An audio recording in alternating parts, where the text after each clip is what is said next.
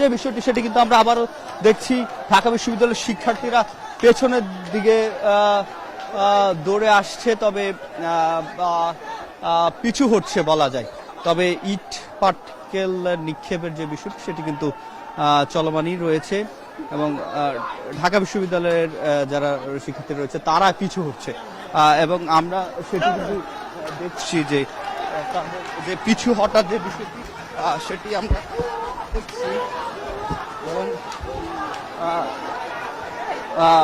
এখানে তাদের যে ইট পাটকেল এবং ছোড়াছুড়ি যে বিষয় সেটি কিন্তু রয়েছে এবং এই মুহূর্তে দুই পক্ষ থেকে ইট পাটকেল ছোড়ার যে বিষয়টি সেটি কিন্তু চলমান রয়েছে। তবে এখানে হতাহত যাতে না হয় সেটি কামনা, তবে দুই পাশ থেকেই যে উত্তেজনা সেটি কিন্তু চলমান রয়েছে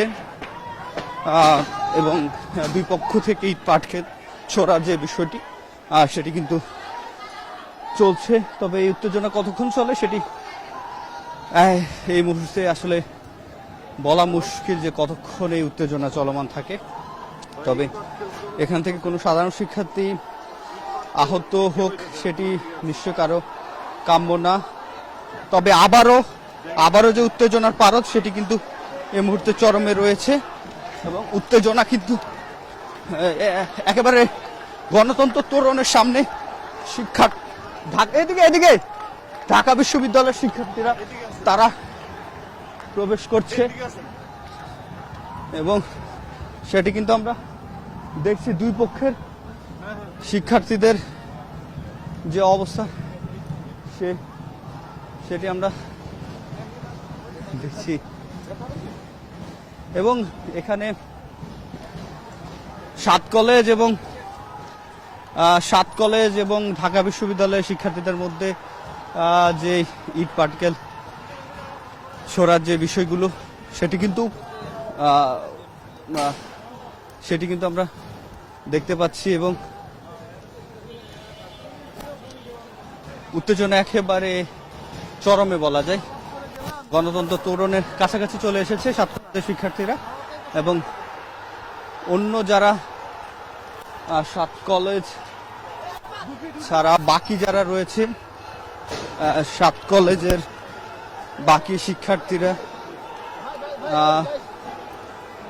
তারাও কি একেবারে গণতন্ত্র তোরণের সামনে চলে এসেছে এবং আমরা যেটি দেখছি আমার সহকর্মীকে এখান থেকে দেখানোর চেষ্টা আমরা করছি যে একেবারে গণতন্ত্র তোরণের সামনে শত শত সাত কলেজের শিক্ষার্থীরা গণতন্ত্র তোরণের সামনে চলে এসেছে এবং একেবারে জুম করে একটু কাছে যদি যাওয়া যায় সেটি কিন্তু দেখতে পাচ্ছেন যে গণতন্ত্র তোরণ এখন সাত কলেজের দখলে। সাত কলেজ যত শিক্ষার্থী রয়েছে সকলে কিন্তু লাঠি সোটা হাতে নিয়ে এখানে এসে অবস্থান নিয়েছে এবং তাদের এখনকার যে পরিস্থিতি সেটি কিন্তু বলা যায় যে একেবারে মুখোমুখি যে অবস্থান সে মুখোমুখি অবস্থান কিন্তু দেখা যাচ্ছে এবং ইট পাটকেল নিক্ষেপের যে বিষয়টি সেটি কিন্তু চলমান রয়েছে। দুই পক্ষ থেকে ইট পাটকেল নিক্ষেপ করা হচ্ছে এবং এই পরিস্থিতি কখন ঠান্ডা হয় সেটি আসলে বলা আসলে মুশকিল, কারণ আবারও পাল্টা ধাওয়ার বিষয়টি ঘটেছে। সাত কলেজের শিক্ষার্থীরা আবার পিছু হচ্ছে এবং ঢাকা বিশ্ববিদ্যালয়ের শিক্ষার্থীরা এবার সামনের দিকে এগিয়ে যাচ্ছে। ঢাকা বিশ্ববিদ্যালয় আবারও গণতন্ত্র তোরণ দখলে নিয়েছে এবং তাদের যে গণতন্ত্র তোরণ এবার ঢাকা বিশ্ববিদ্যালয় আবারও দখলে নিয়েছে। সাত কলেজ পিছু হটছে, সাত কলেজের শিক্ষার্থীরা পিছু হটে একেবারে বলা যায় নীলক্ষেতের কাছাকাছি চলে গেছে। তো ঢাকা বিশ্ববিদ্যালয় গণতন্ত্র তোরণ সহ এই মোড়টা পুরো জায়গাটা তারা দখলে নিয়েছে, অবস্থান নিচ্ছে। তবে শিক্ষার্থীদের এই যে দাবি দাওয়া নিয়ে দুই পক্ষের মধ্যে যে ইট ছোড়াছুড়ি যে বিষয়টি সেটি কিন্তু আমরা দেখছি। কোনো সাধারণ শিক্ষার্থী নিশ্চয়ই এখানে আহত হোক সেটি আমরা কেউ চাইবো না, তবে তাদের যে এখনকার যে অবস্থান সেটি কিন্তু আমরা দেখছি এবং আশপাশের যে দোকানপাট সবগুলো কিন্তু বন্ধ রয়েছে এবং এই জায়গা জুড়ে এখন কিন্তু আমরা সেই গাড়ি চলাচলের যে বিষয়টি সেটি কিন্তু দেখতে পাচ্ছেন না। দেখতে পাচ্ছেন যে এখান থেকে ইট পাটকেল নিক্ষেপের যে বিষয়টি সেটি কিন্তু চলমান রয়েছে। আর ঢাকা বিশ্ববিদ্যালয়ের শিক্ষার্থীরা আবার সামনে এগিয়ে গেছে। আমরা এখানে একটা ককটেল বিস্ফোরণের যে বিষয়টি সেটি কিন্তু দেখতে পেয়েছি। ককটেল বিস্ফোরণ হয়েছে মাত্রই, একেবারে বইয়ের দোকানগুলো যেগুলো রয়েছে নীলক্ষেতের বইয়ের দোকানের সামনে ধোঁয়ায় আচ্ছন্ন হয়ে গেছে জায়গাটি, এবং দুই পক্ষ থেকে যে উত্তেজনা সেটি কিন্তু একেবারে চরমে, কোনোভাবে থামানো যাচ্ছে না বলা যায়, এবং এটি কখন থামবে সেটিও আসলে বলা মুশকিল।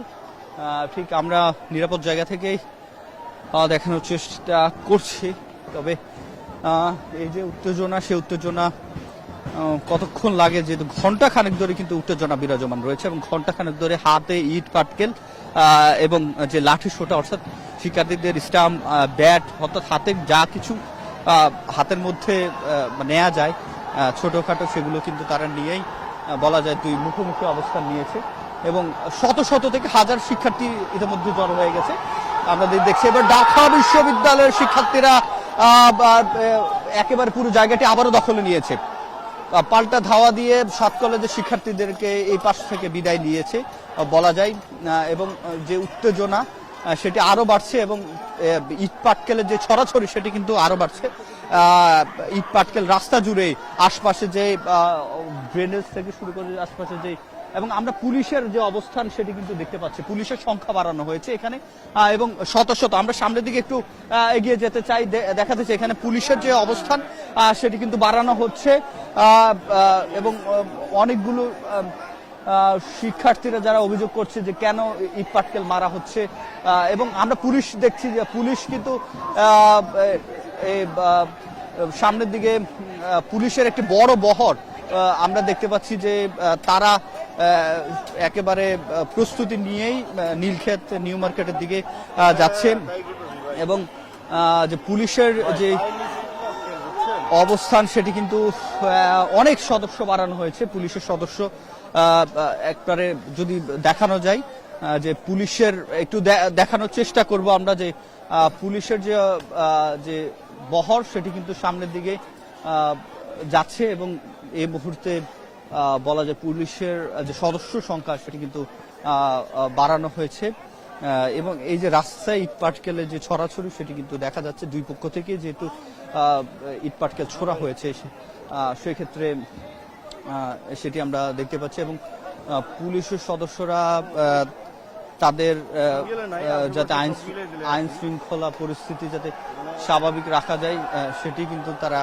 চেষ্টা করছেন। অতিরিক্ত পুলিশ মোতায়েনের যে বিষয়টি সেটি ইতিমধ্যে করা হয়েছে, তবে শিক্ষার্থীরা এই যে উত্তেজনা সেটি কখন নাগাদ আসলে থামে সেটি এখন পর্যন্ত বোঝা যাচ্ছে না এবং ইট পাটকেল ভেঙে ছোড়ার যে বিষয়টি সেটি কিন্তু দেখা যাচ্ছে এবং শিক্ষার্থীরা এই ইট পাটকেল ছোড়াছড়ি থামুক, কেউ বলছে যাতে তাদের যে দাবিগুলো সেগুলো যাতে দ্রুত মেনে নেওয়ার যে বিষয়গুলো, তাতে করে দুই পক্ষের জন্য ভালো হবে এবং পুলিশ দেখতে পাচ্ছেন পুলিশের অতিরিক্ত যে ফোর্স সেটি কিন্তু যাচ্ছে সামনের দিকে।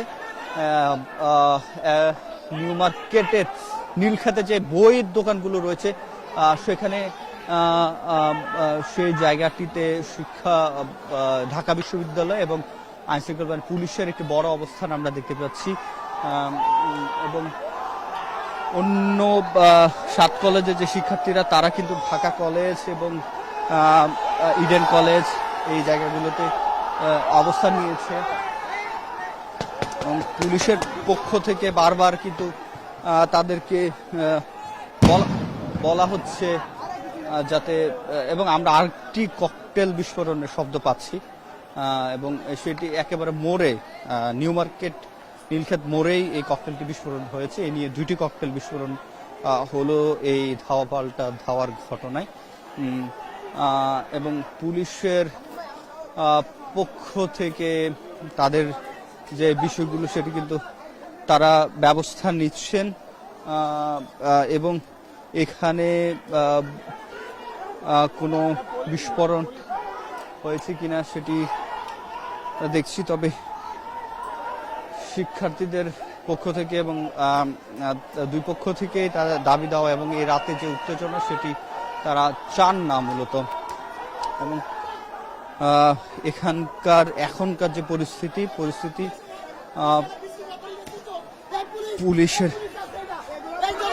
আমরা বারবার শান্ত রাখার চেষ্টা করি।